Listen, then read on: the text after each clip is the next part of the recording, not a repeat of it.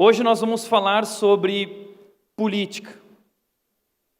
E uns adoram política. Tem gente que quer falar de política o tempo inteiro. Que a vida é ficar postando no Facebook sobre política, ofendendo as outras pessoas, dizendo que são burras, ou enfim, querendo provar para as pessoas. Uns adoram, outros odeiam política, outros detestam quem fala sobre esse assunto. Dizem que futebol, política e religião não se discute. Mas no exato momento que nós estamos vivendo, se você for abrir a sua rede social, você vai ver que o tema é política. É o assunto do momento e, querendo ou não, nós precisamos falar sobre esse assunto. Nós estamos diante das eleições, vivendo um período difícil da história do nosso país. Estamos diante de uma grande decisão. Então nós precisamos falar sobre isso. Platão disse que o castigo dos bons que não fazem política é serem governados pelos maus. Então nós precisamos compreender, nós precisamos nos posicionar. Nossa participação política é um gesto de amor. Nossa participação política é um gesto de amor. Nós que somos cristãos, nós conhecemos o amor. Deus deu a sua vida por nós através de Jesus Cristo naquela cruz. Esse amor maravilhoso nos alcançou sendo quem somos, e esse amor tem nos transformado a cada dia. Mas a verdade é que nós somos convidados a viver esse amor, responder a esse amor. Esse amor traz na nossa vida uma grande responsabilidade. E uma das formas de nós expressarmos esse amor é através da política. Nós temos uma grande responsabilidade diante das eleições, diante desse cenário caótico da política no Brasil. Por isso hoje eu quero ir diretamente para o assunto. Quero falar sobre 4 responsabilidades que nós temos nas eleições, como cristãos. Se você gosta de política ou se você não gosta de política, essa é sua responsabilidade como cristão. E eu vou procurar ser o mais neutro possível. E se você não concordar com algum ponto, se algo te chocar, ou se você conhece alguém que pensa daquela forma ou contrária, não fica para o lado falando, tá vendo? Depois do culto você comenta, tá legal? Senão isso aqui vai virar uma bagunça, tá bom? Então preste bem atenção, 4 responsabilidades que nós temos diante dessas eleições. A primeira responsabilidade que nós temos é a responsabilidade de orar. Orar intensamente. O apóstolo Paulo disse para Timóteo, um jovem pastor na igreja de Éfeso, ele disse o seguinte: antes de tudo, recomendo que se façam súplicas, orações, intercessões e ações de graça por todos os homens, pelos reis e por todos os que exercem autoridade, para que tenhamos uma vida tranquila e pacífica, com toda piedade e dignidade. Eu quero te chamar a atenção para isso. Antes de tudo. Então, antes de todas as recomendações e tudo aquilo que vou falar, antes de toda a nossa responsabilidade, a prioritária, a prioridade que nós temos é orar. A oração vem antes de tudo. A oração vem antes de falar. A oração vem antes de se posicionar. A oração vem antes de postar. A oração vem antes de denunciar, de confrontar. A oração vem antes de tudo. Então a primeira coisa, antes de você abrir a sua boca, é você dobrar os teus joelhos. Ele diz, recomendo que se façam súplicas, supliquem a Deus, orem a Deus, intercedam e agradeçam a Deus por todos os homens, mas especialmente pelos reis e por todos os que exercem autoridade. Nós estamos vivendo um momento muito difícil do nosso país. É uma crise que já perdura há muitos anos. E no meio de tudo isso existe muita divisão e muita incerteza. Ontem minha mãe me ligou, eu estava conversando com ela e ela disse, Tiago, eu já não sei mais no que acreditar. Nós recebemos diariamente mensagens, vídeos, um diz uma coisa, o outro diz uma coisa, um acusa o outro. Nós não sabemos o que de fato é verdadeiro e o que é falso. Uma pessoa me enviou um vídeo e eu compartilhei com uma outra pessoa que virou para mim e disse, Tiago, é um fake, é uma montagem. E de fato, nós estamos vivendo um momento complicado, quantas notícias mentirosas, quanto disso é realmente verdade, nós não sabemos mais em quem acreditar e no que acreditar. Então nós precisamos orar. nosso porto seguro, o nosso refúgio, onde nós encontramos a nossa esperança, a nossa solução e resposta, em primeiro lugar, em Deus, de joelhos dobrados. Por isso, Paulo diz para Timóteo: ore pelos reis, ore por todos os que exercem autoridade. Éfeso e Timóteo, aqueles cristãos, estavam passando também por momentos difíceis. Então Paulo disse: em primeiro lugar, ore. Orações devem ser feitas em favor de todos os homens. É um termo inclusivo, não se refere apenas àqueles que são cristãos, não, se refere a todos os homens, sejam eles bons ou ruins, de acordo com a nossa ótica, sejam eles corruptos ou até inimigos da igreja, eles devem fazer parte das nossas orações, para que nós tenhamos uma vida tranquila e pacífica, com toda a piedade e dignidade, para que nós possamos viver o que nós estamos vivendo como igreja, como cristãos. Vamos orar, esse é o nosso primeiro posicionamento, essa é a nossa primeira responsabilidade como cristãos. Eu lembro que em 2005 foi lançado um vídeo na televisão mostrando um esquema de propina com o correio. E aí apontaram aquele deputado Roberto Jefferson como um dos mandantes do esquema, chamaram ele para prestar contas e ele botou a boca no trombone, e então surgiu aquilo que é conhecido como mensalão. Mensalão, 2005. Lá começou a acontecer uma série de coisas, o Brasil começou a despertar, começou a acordar. E eu não lembro, não sei você, mas eu lembro que naquele momento as igrejas começaram a postar coisas nas redes sociais e a clamar aos cristãos para que se reunissem como igreja para orar pelo Brasil. Quantas igrejas se reuniram para orar?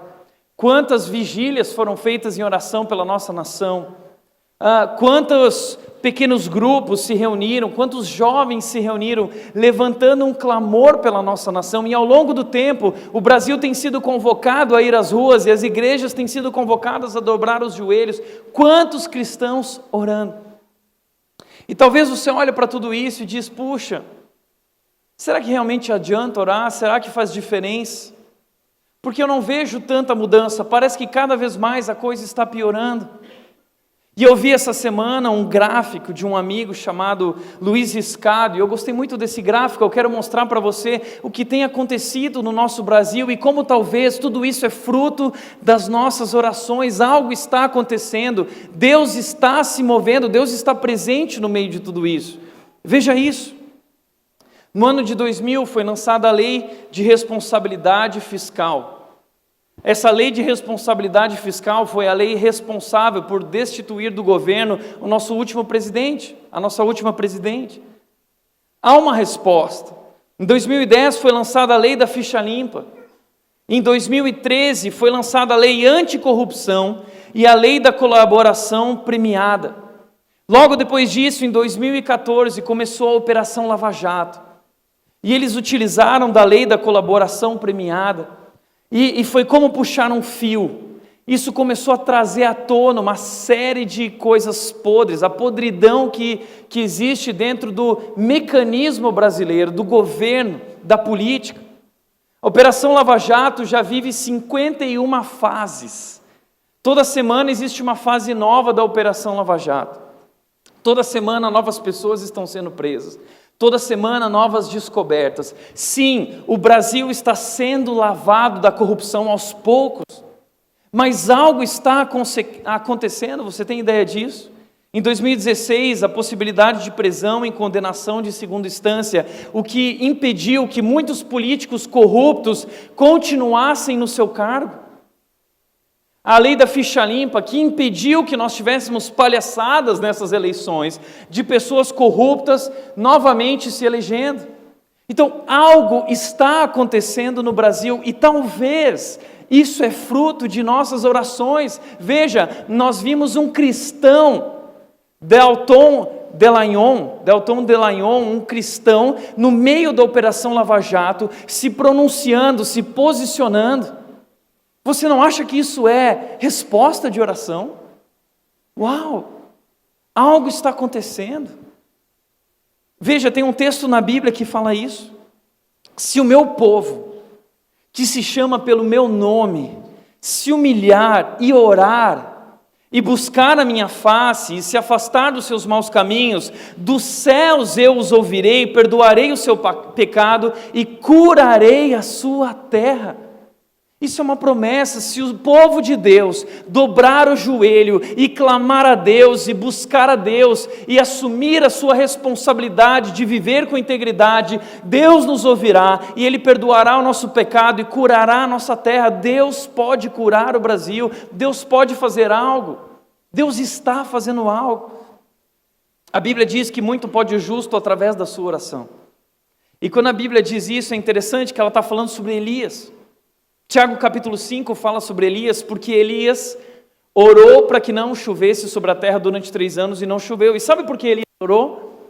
Por uma questão política.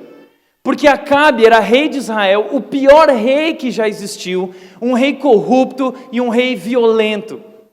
E Elias, como profeta, ele não tolera, ele confronta, ele denuncia Acabe, e ele vai diante de Acabe, mas ele ora antes e diz: Deus, não permita que chova, para que Acabe acorde, para que a nação acorde, para que eles vejam que eles estão distantes do verdadeiro Deus. A oração de Elias, por motivos políticos, foi ouvida por Deus, e Deus resolveu aquela questão com relação a Acabe. Então muito pode o justo através da sua oração. Você já parou para pensar no que pode acontecer no Brasil se nós nos levantarmos em oração? Se nós dobrarmos os nossos joelhos como igreja? Já está acontecendo. E muito mais pode acontecer. Vamos juntos orar no nosso Deus, buscar o Deus poderoso que pode curar a nossa terra. Segundo lugar, votar conscientemente. Antes de tudo, nós oramos intensamente, mas também temos a responsabilidade de escolher muito bem aqueles que vão liderar e governar a nossa nação. Veja, votar não é um privilégio. Nós temos a possibilidade de escolher aqueles que vão nos governar durante os próximos 4 anos, ou no caso dos senadores, 8 anos. Isso é um enorme privilégio. Então não deve ser feito de maneira leviana ou superficial. Eu acho interessante que o apóstolo Paulo, está errada a referência, mas o apóstolo Paulo no Novo Testamento, ele se refere a uma cidade, a um povo chamado os bereanos, um povo de Bereia, a cidade de Bereia, e ele diz: os bereanos eram mais nobres que os tessalonicenses, porque eles receberam a mensagem com grande interesse, examinando todos os dias as Escrituras para ver se tudo era assim mesmo. Paulo pregou em várias cidades, mas ele percebeu um interesse diferente na cidade de Bereia. Na cidade de Bereia havia um povo que tinha mais interesse, grande interesse. Pessoas que ouviam, e não apenas ouviam, acreditavam, mas elas examinavam todos os dias para ver se de fato as coisas eram assim, para ver se tudo era assim mesmo. Veja quantas notícias nós temos recebido, tem sido uma enxurrada, um bombardeio de informações, quanto disso é fake, quanto disso é verdade. Mas nós temos pouco interesse, o brasileiro tem pouco interesse. O brasileiro não se interessa por examinar um pouquinho, basta um pouco de esforço e você já descobre se aquilo é verdade ou não. O povo brasileiro não se aprofunda em nada. E talvez por esse motivo nós estamos colhendo o que estamos colhendo. Nós precisamos ter um pouco mais de interesse. O brasileiro também não conhece a sua história, porque não temos interesse. A gente só pensa no hoje, no aqui e no agora. Eu faço a minha, você faz a sua. Então o brasileiro não conhece a história, o brasileiro tem memória curta também. E muitas das coisas que nós estamos vivendo, o Brasil já viveu alguns anos atrás, e nós poderíamos aprender com a nossa história e com os nossos erros. Mas como disse Edmund Burke, um povo que não conhece a sua história está condenado a repeti-la.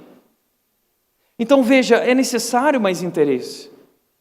E talvez você não goste de política, mas você precisa se aprofundar um pouco nessa questão, porque o seu voto precisa ser consciente. Por isso, primeira dica que eu quero dar sobre isso é: conheça bem o candidato que você vai votar e o seu partido. Nós vamos votar nessas eleições daqui 2 semanas, para presidente da República, governador, deputado federal, deputado estadual e 2 senadores. Não vote em qualquer cara que você vê na rua. Escolha bem quem você vai votar. Pesquise o histórico pessoal do seu candidato. Pesquise os seus feitos. Pesquise quais são os valores desse candidato. Pesquise quais são as suas propostas. Cada candidato elabora e apresenta um programa de governo. Conheça esse programa de governo. Não desperdice o seu voto com alguém que você nunca tenha ouvido falar, com alguém que você não analisou suas propostas, alguém que você não analisou a sua ética. Não vá por motivos levianos ou superficial. Mas eu vi lá a entrevista e ele fala tão bem. Eu achei tão bacana o que ele disse. Cuidado. Mas eu vou votar nele porque ele era casado com a Patrícia Pilar. Eu gosto da Patrícia Pilar. Não, eu não vou votar nele porque ele se separou da Patrícia Pilar. Então eu fiquei de mal com ele. Não vote por motivos superficiais. Você precisa ir mais a fundo, ter mais interesse. Tiago, mas dá muito trabalho. Posso falar uma coisa?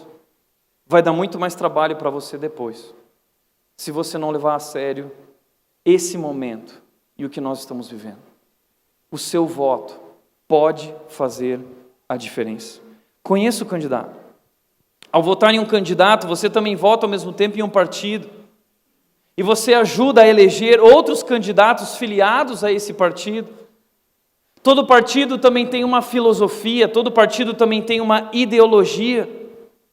No Brasil é mais difícil de identificar exatamente a ideologia de cada partido. Mas procure compreender mais profundamente que bandeira esse partido levanta e por que levanta, e onde isso vai chegar, qual será o destino disso. Nós precisamos ir mais fundo. Não vote em alguém apenas porque é evangélico também. Mas é evangélico, então eu confio. Abre o olho com os evangélicos.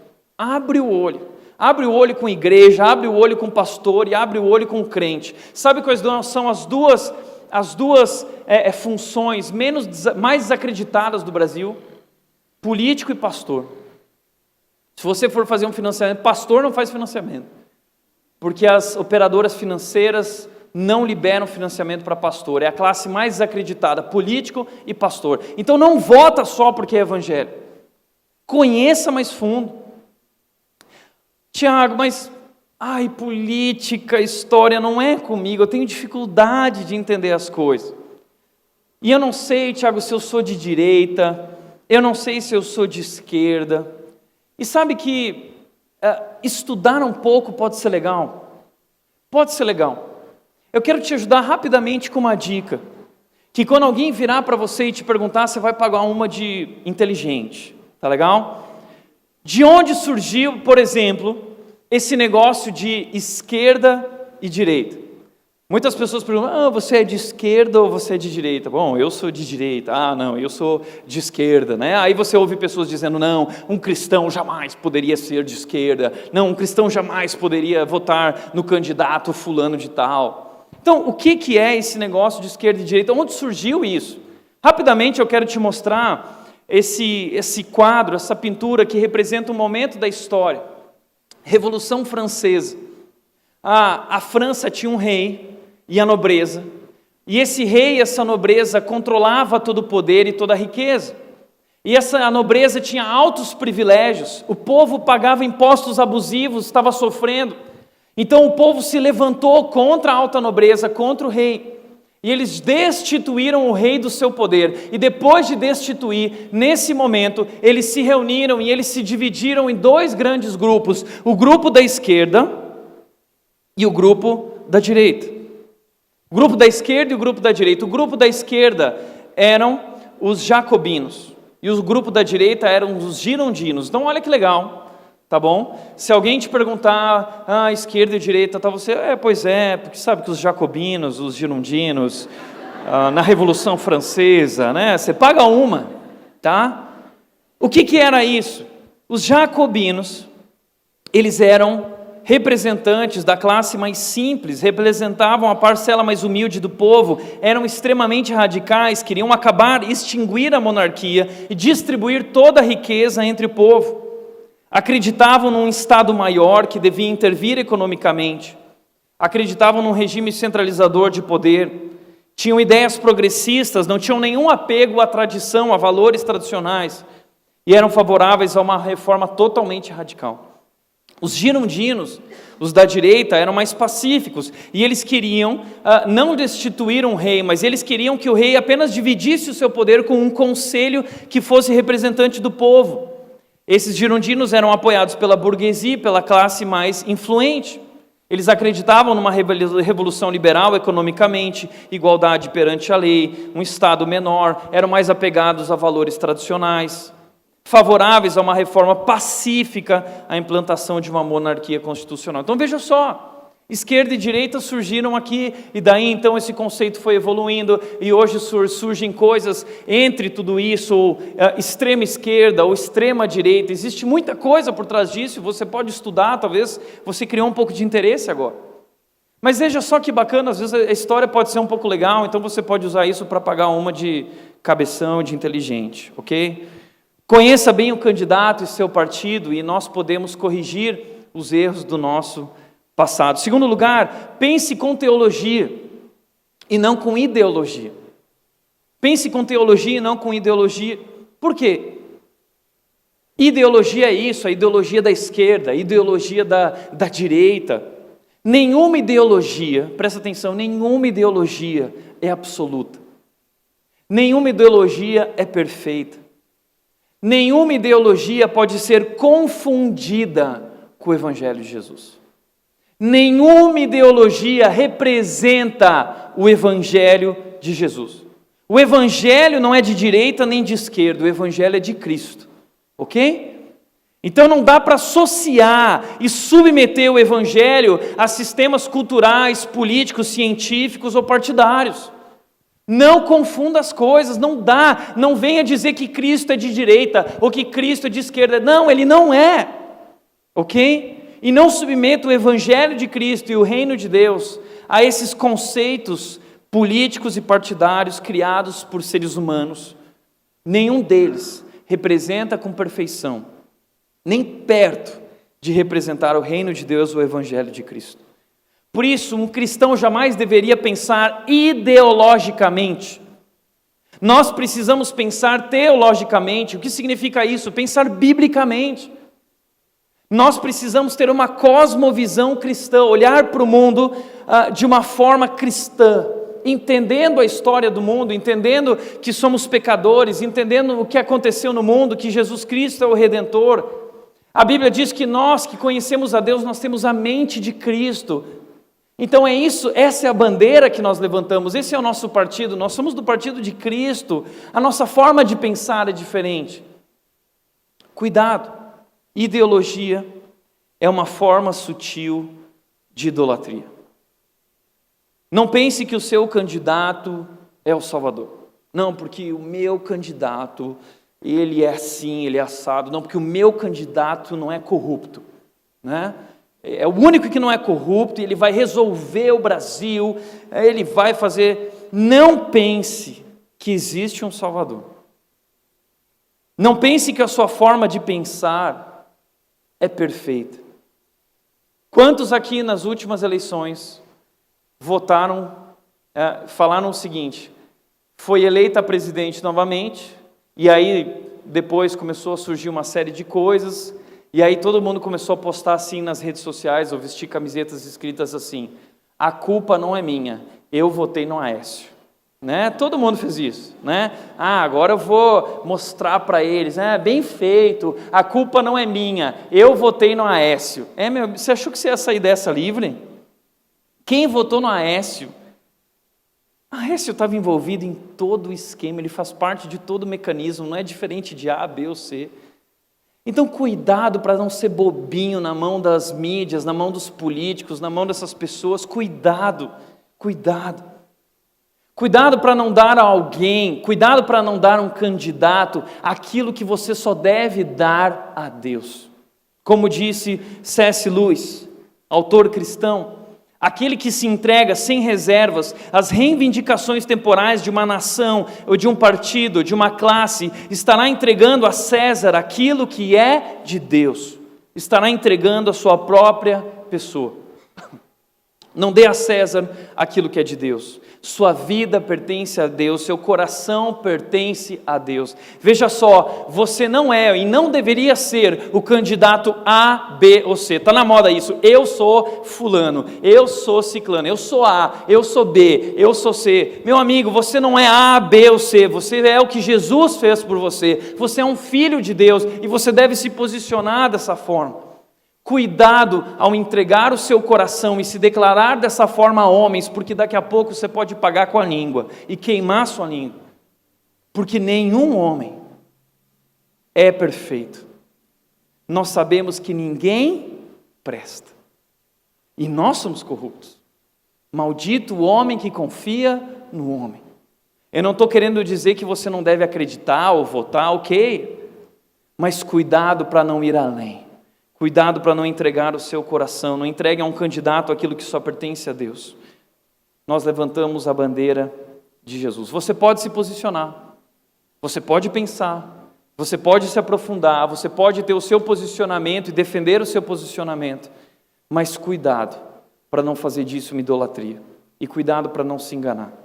Só Cristo realmente é 100% e pode nos salvar, ok? Terceiro lugar, busque valores mais alinhados à fé. Não existe um partido, não existe uma ideologia que se encaixe no Evangelho, não existe. Mas o que você pode fazer é buscar nessas ideias e partidos aquele que tem alguns valores mais alinhados à fé. Nenhum partido tem 100%, mas você pode encontrar um candidato que defenda valores mais alinhados com o seu e com os nossos como cristãos. Mas cuidado. Porque muitas vezes nós encontramos um ponto de afinidade e a gente se ilude com aquele ponto, mas na verdade aquele ponto está ligado a todo um pacote. Então eu vejo, por exemplo, pessoas dizendo, eu vou votar no candidato X porque ele é mais amoroso. E a lei de Cristo é o amor, então quem me representa é quem ama. Porque você acredita no amor. Agora pensa comigo, tem muito candidato falando sobre isso, acredita no amor, mas esse candidato amoroso é a favor do aborto. Desculpa, que amor é esse? Que amor é esse que mata crianças, que mata bebês? Que amor é esse? Esse é um amor líquido que nós vemos nesse mundo. Esse amor é uma baboseira, é um pseudo-amor, é uma mentira. Isso não é amor. Então olha para o pacote, lembra aquilo que eu disse essa semana nas redes sociais. O verdadeiro amor é aquele que fere. Provérbios 27, 6 diz, quem fere por amor mostra lealdade, mas o inimigo multiplica beijos. O que é multiplicar beijos? O inimigo manda beijinho para todo mundo. Te amo, está tudo bem, está tudo legal. O verdadeiro amor se posiciona, está disposto a amorosamente ferir, porque não existe amor sem verdade. Então o amor também é firme. O amor também é discordar. Amar também é discordar, quando necessário. Então cuidado com esse discursinho do amor, cuidado com esse critério do amor. Existem muito mais coisas que nós precisamos olhar. Então cuidado ao levantar a bandeira de um partido, porque você pode estar levantando bandeiras que Jesus jamais levantaria. Temos partidos que defendem a erotização infantil, partidos que defendem um aborto, partidos que defendem a adoção de crianças por casais homossexuais, partidos que querem destruir os valores familiares, que querem ensinar coisas erradas nas escolas para os nossos filhos. É esse o mundo que você quer? Por isso também apoie propostas que defendam a vida e a dignidade do ser humano. Questão do aborto, como eu disse, mas não só isso.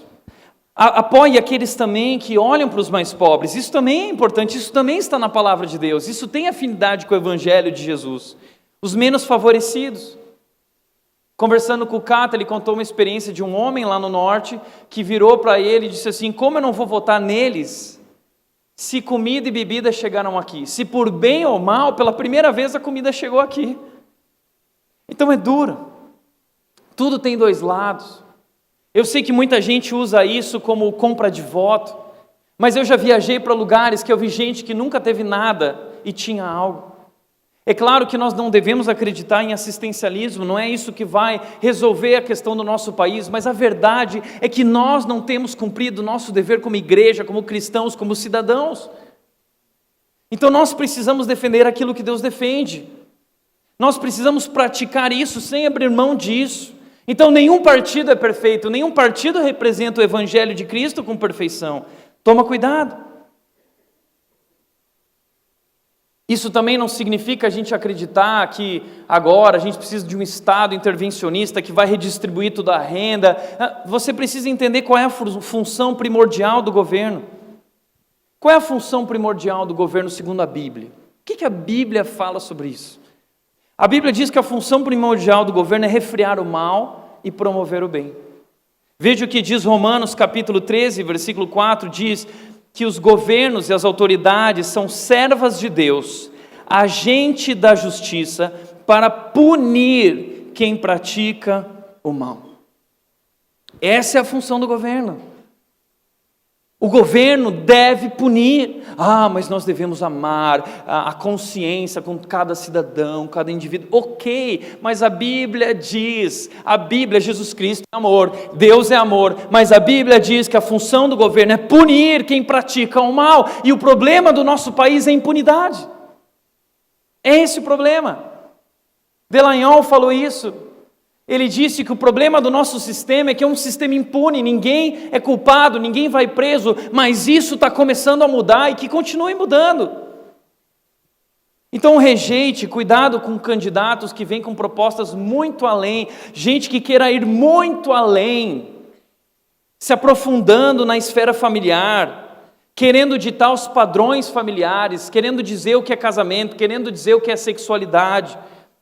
Cuidado com quem quer mexer no núcleo familiar e na educação dos filhos, no que teus filhos vão aprender lá na escola. Cuidado, gente que quer intervir na vida da igreja, gente que quer ditar como deve ser a questão trabalhista, escolar, que querem criar um ambiente em que não há liberdade pessoal ou econômica. Apoie gente que realmente vai focar nas funções primordiais do Estado, refrear o mal e promover o bem. O que nós temos visto no nosso governo é o contrário.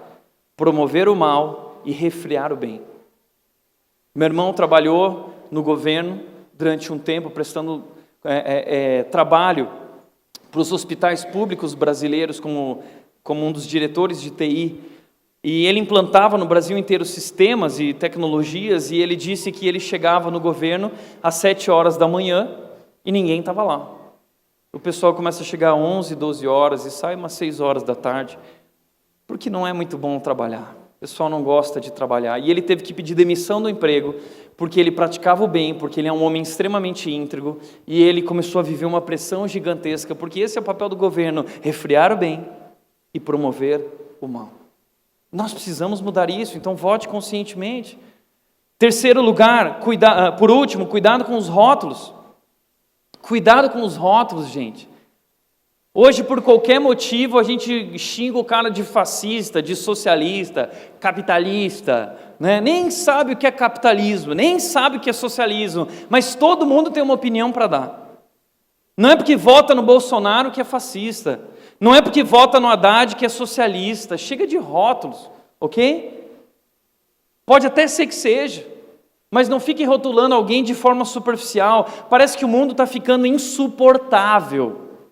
Eu vi uma historinha junto com a Nath até postou no stories dela, no Instagram, e dizia o seguinte: eu gosto de maçãs, e você? Eu gosto de peras. Então você odeia maçãs, é isso? Você é contra as maçãs do mundo? Não, calma, eu só estou dizendo que eu gosto de pera. Mas o mundo está chato, o mundo está insuportável. Eu vi uma história, a história do boneco de neve. Uma história que dizia o seguinte: um homem disse assim: nevou na minha casa. Aproveitei e fiz um boneco de neve. Uma feminista então passou em frente à minha casa e me perguntou por que eu não fiz uma mulher de neve. Aí eu fiz uma mulher de neve, do lado do homem de neve.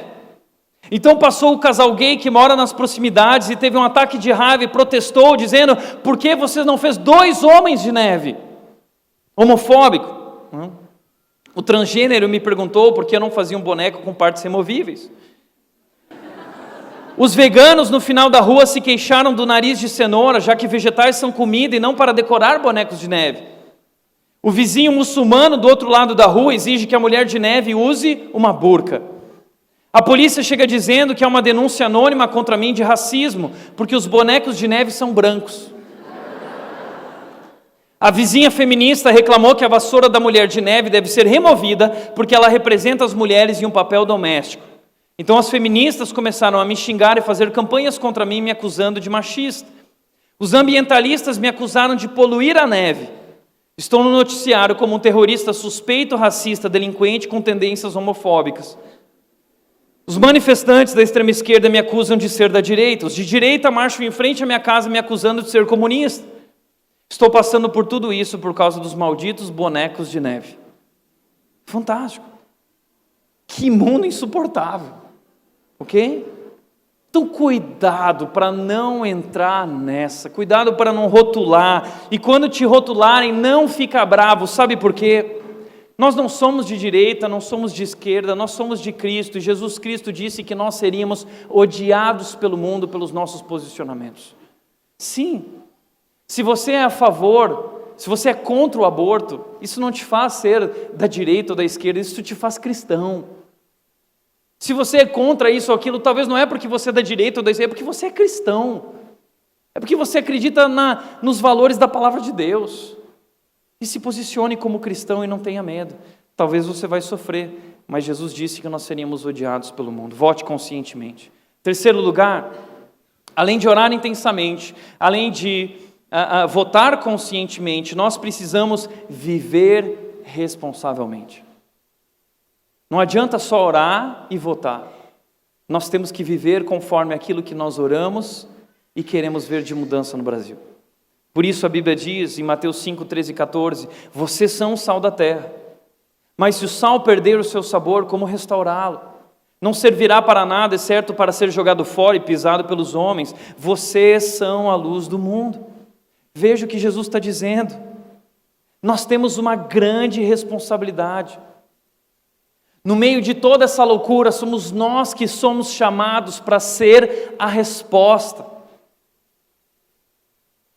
Nós deveríamos mostrar um caminho de verdade.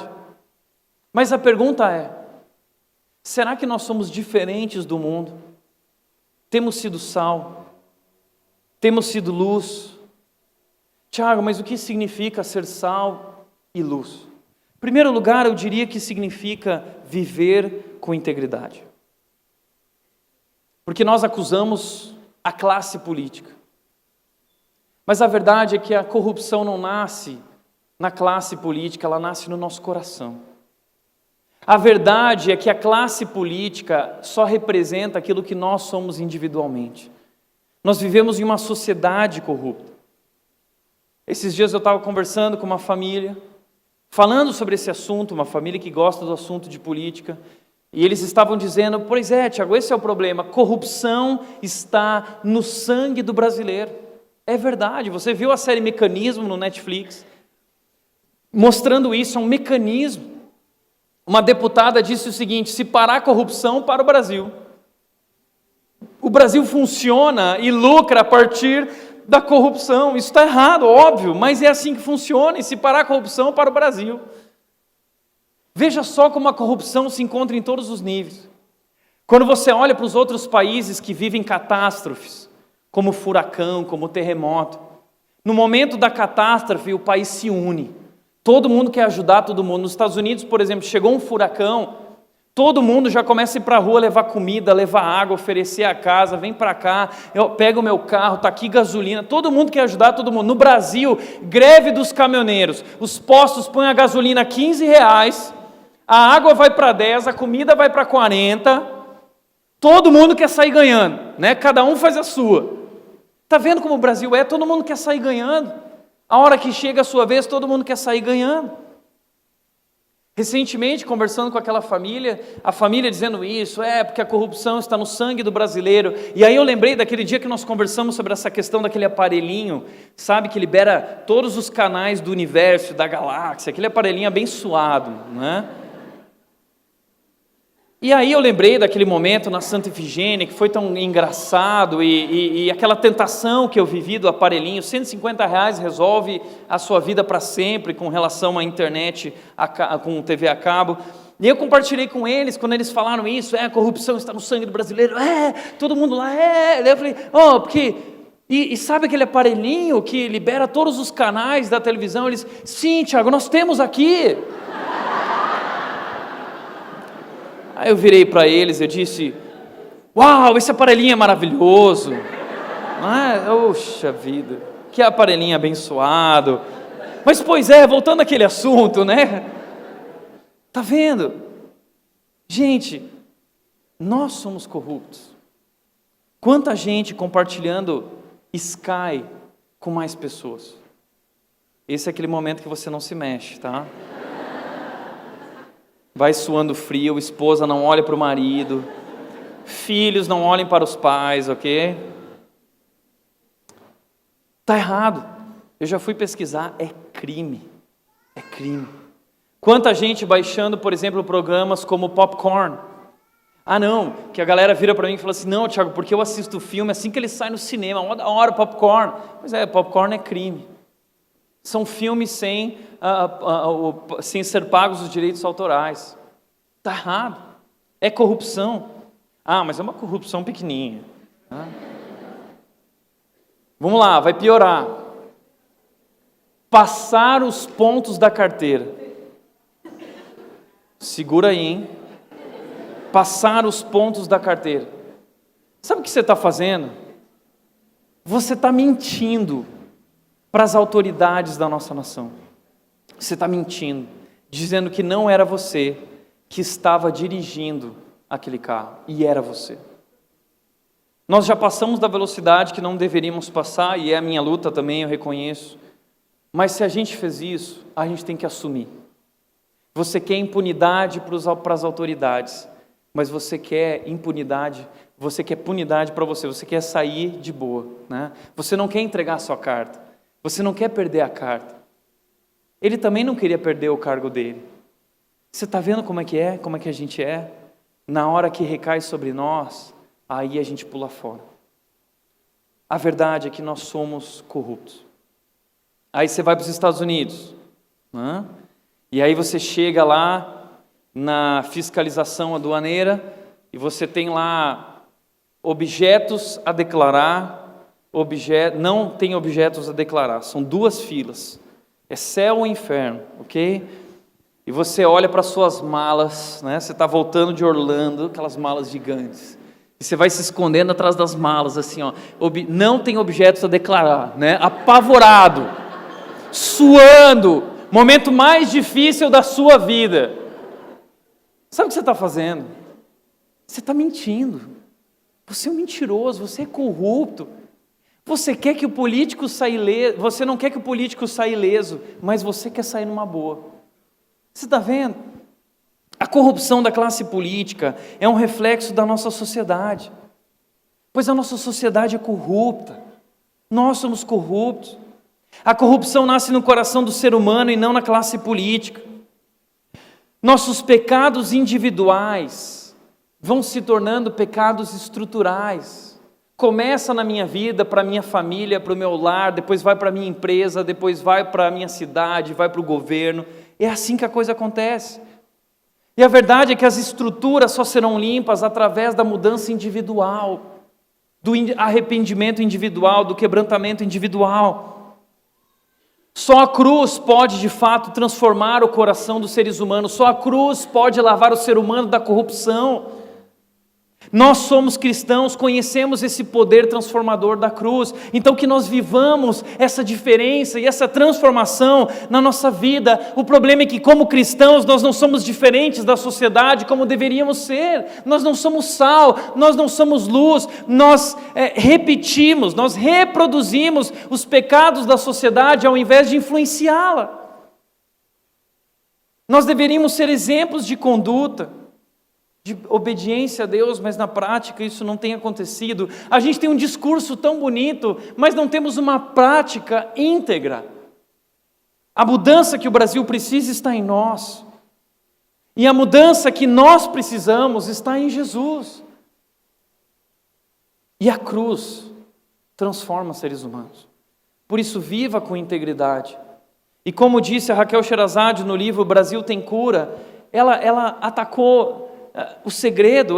Há um versículo inspirador da Bíblia que sempre me estimula a perseverar quando as coisas parecem irremediavelmente perdidas. Ela disse: não se amoldem ao padrão deste mundo, mas transformem-se pela renovação da sua mente. Deus tem um novo padrão para a nossa vida. Vamos deixar as coisas velhas para trás, vamos viver a diferença, vamos ser a diferença, vamos ser a resposta que o Brasil precisa. O Brasil tem cura, a começar por mim e por você, individualmente. Segundo lugar, precisamos cumprir nossos deveres civis. Romanos 13,6 diz: é por isso também que vocês pagam imposto, pois as autoridades estão a serviço de Deus, sempre dedicadas a esse trabalho. Deem a cada um que lhe é devido, se imposto, imposto, se tributo, tributo, se temor, temor, se honra, honra. Dai a César o que é de César e a Deus o que é de Deus. Vamos cumprir com os nossos deveres civis. Não minta na sua declaração de imposto de renda. Terceiro lugar, vamos praticar a justiça. Não é papel do governo ficar praticando a justiça apenas, é nosso papel também. Nós precisamos ser a resposta. Eu vejo as igrejas buscando os prefeitos, buscando os governos, pedindo ajuda. Vocês têm que nos ajudar. Não, são eles que têm que nos ajudar. Somos nós como igreja que devemos ajudá-los. Nós temos que chegar no prefeito e dizer assim: nós não precisamos de você, mas você precisa da gente. E nós queremos abençoar essa cidade. Então a gente não quer nada de você, senhor prefeito. Mas o Senhor precisa de nós vamos praticar a justiça nessa cidade. É assim que deveria ser. O problema é que o prefeito chega na porta da igreja, já está todo mundo: prefeito. Aqui não é assim. Aqui prefeito não é qualquer um, é bom dia, boa noite, nada mais do que isso. Mas vamos orar pela sua vida. E se você agir contra a vontade de Deus, nós vamos abrir a boca, ok? Porque esse é o nosso papel. Mas não vamos só abrir a boca, a gente vai praticar a justiça. Conte com a gente. Conte com a gente que essa missão é nossa. Essa é a nossa bandeira como cristãos, praticar a justiça de Deus. Protestar contra a corrupção também é nossa tarefa. Também é viver responsavelmente a partir... Primeiro eu vivo, antes de falar, antes de abrir a boca, antes de protestar, eu preciso ter testemunho. Mas se eu estou vivendo, se eu estou buscando, eu devo me levantar e protestar contra a corrupção, e eu devo lutar contra todas as formas de corrupção na minha vida, na sua vida, na nossa vida como igreja, e na vida do Estado e do governo e da nossa nação. E o cristão, presta atenção, deve resistir pelos meios corretos e legítimos. Corretos e legítimos, a gente protesta através de meios corretos e legítimos, não é sair brigando e quebrando tudo. Nós devemos resistir a quem exerce autoridade política contra a vontade de Deus. Benjamin Franklin disse: a rebelião contra os tiranos é obediência a Deus. A rebelião contra os tiranos é obediência a Deus. Veja só, a igreja não é nem deve ser o Estado é laico. Mas a igreja tem o papel de manter vigilância sobre o Estado, sobre o governo, e denunciar e confrontar se necessário. O problema é que a gente se cala. E sabe por que a gente se cala? Ou porque tem medo, ou porque tem o rabo preso. Porque uma sociedade de rabo preso não pode ser uma sociedade de protesto. Então a gente se cala. E esse é o problema. Como disse o reverendo Martin Luther King Jr., o que me preocupa não é nem o grito dos corruptos, dos violentos, dos desonestos, dos sem caráter, dos sem ética. O que me preocupa é o silêncio dos bons. A gente se cala. E não deveríamos nos calar. A gente tem que pôr a boca no trombone, através de meios corretos e legítimos. Em primeiro lugar, sendo testemunho, sal e luz para o mundo. Mas às vezes a gente fala: mas eu não quero ser incorreto, eu não quero ser politicamente incorreto. Parece que denunciar, confrontar, abrir a boca é ser politicamente incorreto, ser odiado. Deixa eu te falar uma coisa, presta atenção nisso. Se denunciar e confrontar a injustiça e a corrupção é ser politicamente incorreto, então nós como cristãos devemos ser politicamente incorretos. Sabe por quê? Porque a igreja primitiva, nesse sentido, foi politicamente incorreta. A igreja primitiva lá em Jerusalém eram considerados rebeldes civis. Por quê? Eles davam a César o imposto de César, mas eles não davam a César o seu coração. O seu coração era de Deus. Eles não davam a César, o seu joelho, a sua vida dobrada, rendida a César. César não é nosso Deus. César é só o imperador e o que cabe a você nós daremos, mas mais do que isso não damos. Por isso César ficou indignado, Roma ficou indignado e jogou eles para serem devorados por leões. Eram rebeldes civis, politicamente incorretas, denunciando.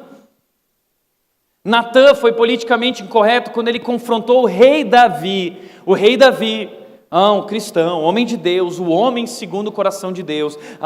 Quem vai confrontar um homem segundo o coração de Deus? Natã denunciou, confrontou, apontou o dedo na cara de Davi e disse: Davi, você errou, você matou Urias, você escondeu o seu pecado com Batseba. Natã confrontou. Nós precisamos confrontar aquilo que não é agradável a Deus, aquilo que vai contra a vontade de Deus. Elias confrontou Acabe pelo confisco pecaminoso da vinha de Nabote. Acabe queria aquela vinha do seu vizinho, era bonita, ele queria ter uma vinha do lado do quarto dele, abria a janela, que bonita. Ele usou a sua influência como rei para matar Nabote e sair ileso. Elias ficou indignado e confrontou Acabe, correndo risco. João Batista foi politicamente incorreto, confrontando o casamento ilícito de Herodes. Sabe o que aconteceu com João Batista?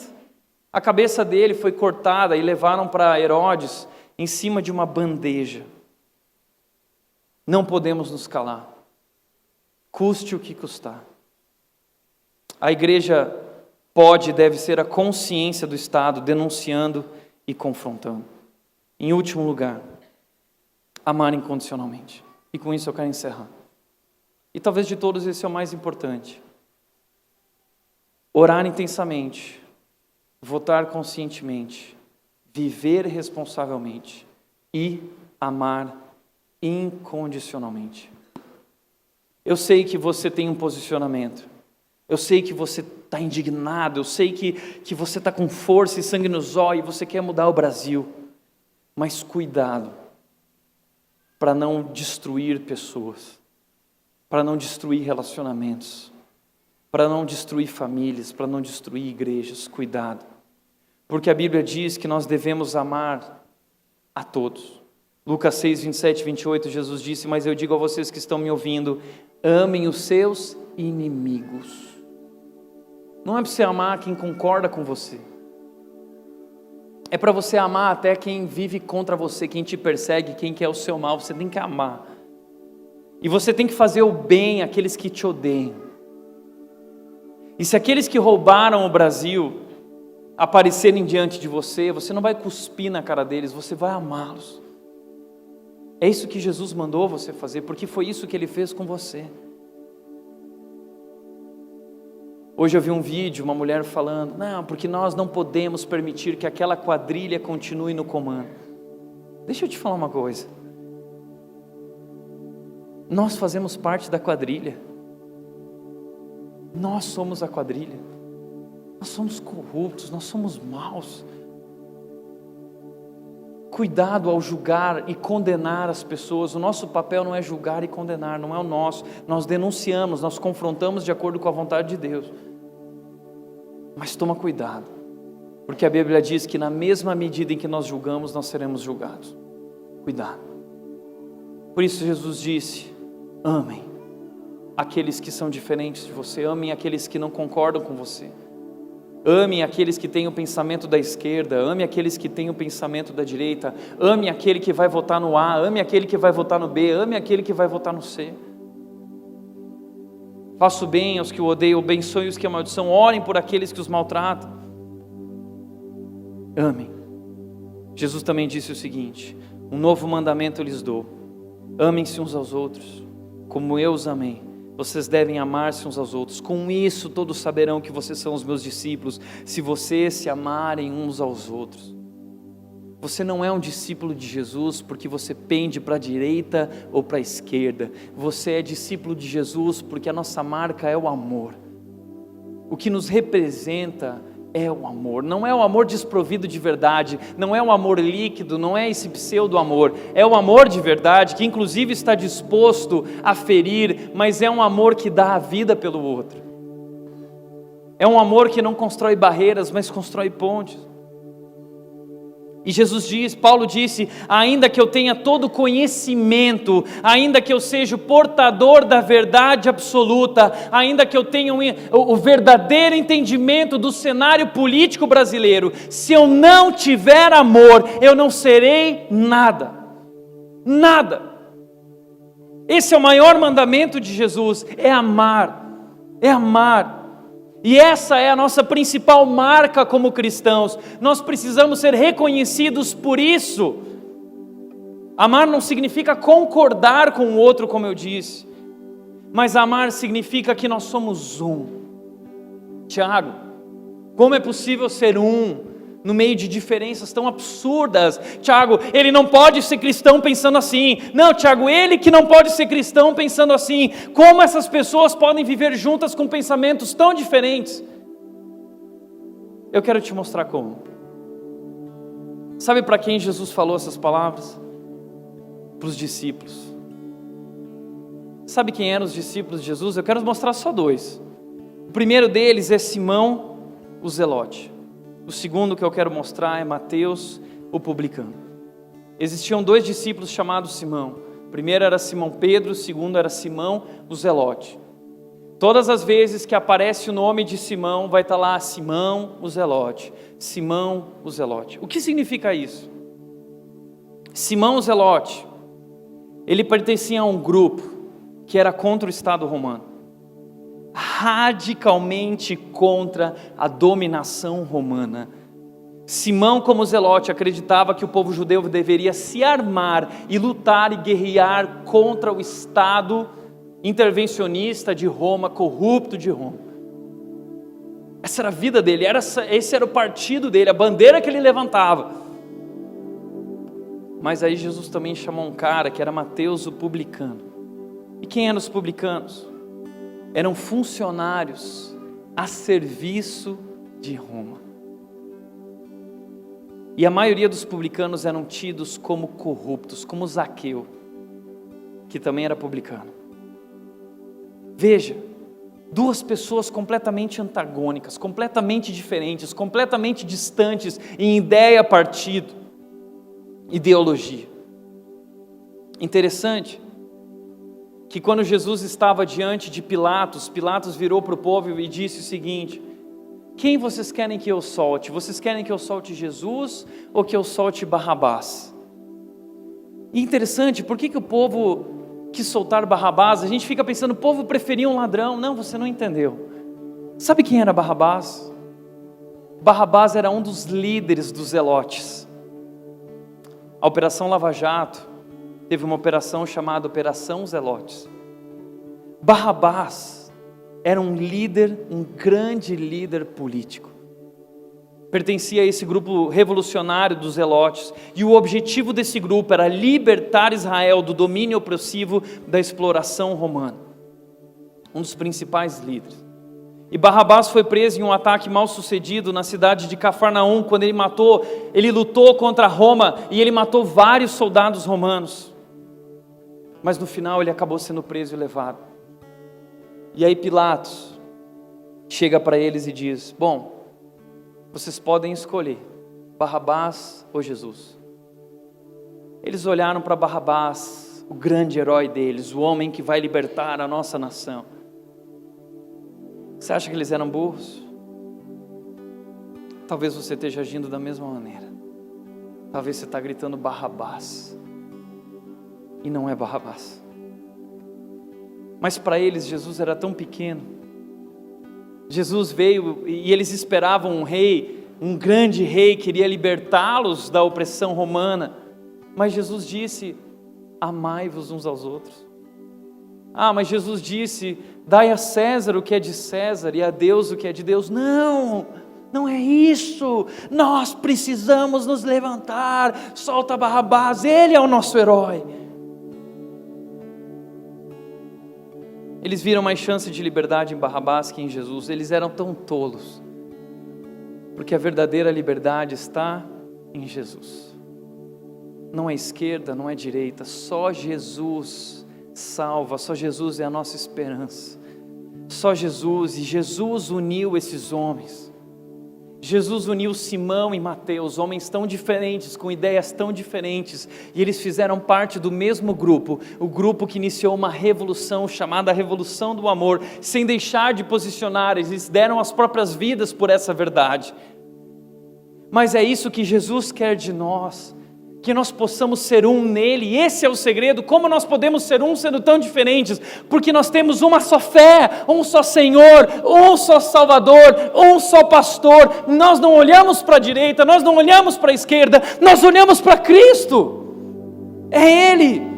João 17:23, Jesus disse, ele estava indo para o Pai, e ele disse: Pai, eu cumpri a minha obra, eu completei, mas agora eu só te peço uma coisa, Deus, que eles sejam levados à plena unidade, para que o mundo saiba que tu me enviaste e os amaste como igualmente amaste a mim. Que eles sejam levados à plena unidade. Como igreja nós precisamos nos unir. Talvez você pense diferente dele, e não é errado você ter um posicionamento, você pode se posicionar, mas faça isso com amor, faça isso com respeito. E não esqueça de que nós olhamos para Cristo. Acima de tudo, porém, revistam-se do amor, que é o elo perfeito, Pedro disse, é o elo perfeito. Por isso, como disse Santo Agostinho, no essencial, unidade, no não essencial, liberdade, e em tudo o amor. O essencial é Cristo, é a nossa fé, é o nosso Redentor, é o nosso Salvador. Só Cristo salva. O não essencial, nós temos opiniões às vezes divergentes. O essencial está na palavra de Deus. E o não essencial muitas vezes são coisas que não há um critério necessariamente, ou é essencial então, mas se não é, se não tem, nós temos liberdade, e nós precisamos em tudo viver o amor, porque o amor é o elo perfeito. Por isso, para refletir e praticar, em primeiro lugar, há uma forma de mudar o Brasil, mudando os brasileiros, a começar por mim e por você. Nós somos a resposta que o Brasil precisa. Nós somos sal e luz do mundo. Viva essa diferença. Seja sal, seja luz para esse mundo perdido. Segundo lugar, a corrupção nasce em nosso coração. A corrupção nasce no seu coração e no coração dos nossos filhos. Só a cruz pode transformar seres humanos. Só Jesus pode transformar corações. Só Jesus pode limpar o mundo da corrupção. Só Jesus. Terceiro lugar, não olhe para a direita, nem para a esquerda. Olhe para o alto. Só Jesus salva. A Bíblia diz que Jesus é o nosso Rei, e que o Rei foi preparar um lugar para nós. Esse lugar se chama Reino de Deus.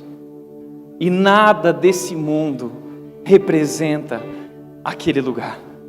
O reino de Deus é maravilhoso. O reino de Deus é perfeito.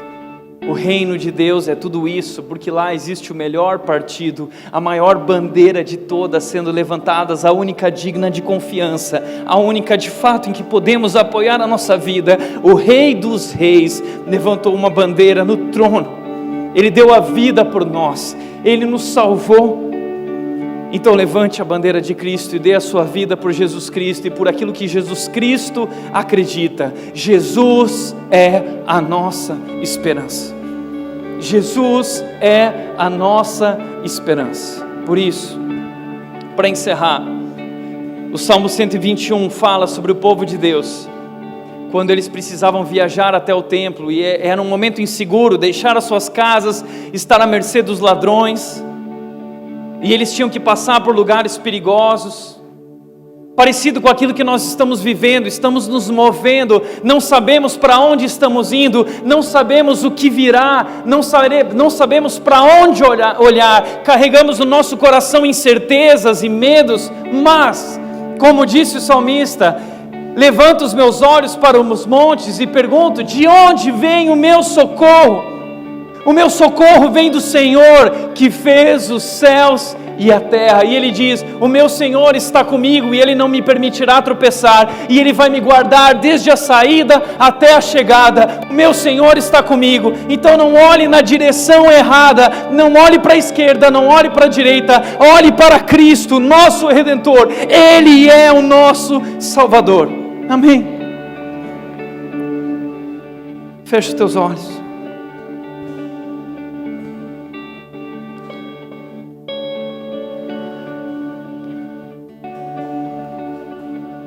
Renda sua vida diante de Deus. Entregue-se a esse Deus dizendo: Deus, a começar por mim, pela minha família.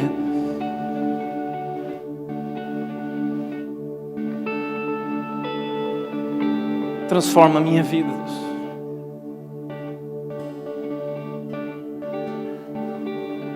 Ore pelo Brasil, clame por essa nação. Deus disse: se o meu povo, que se chama pelo meu nome, se humilhar e orar e buscar a minha face, dos céus eu os ouvirei e eu curarei a sua terra. Vamos orar. Pai, nós oramos a Ti, o nosso Deus. Nós elevamos agora os nossos olhos a Ti, o nosso coração a Ti, tudo que somos a Ti.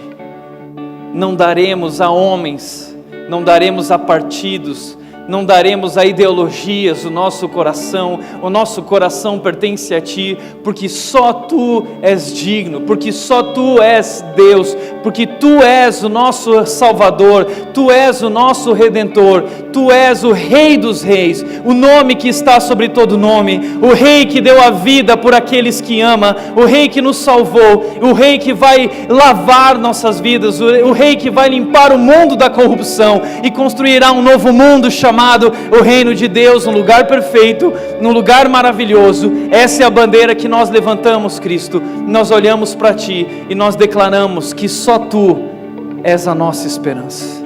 Nós nos rendemos a Ti em nome de Jesus. Amém. Amém.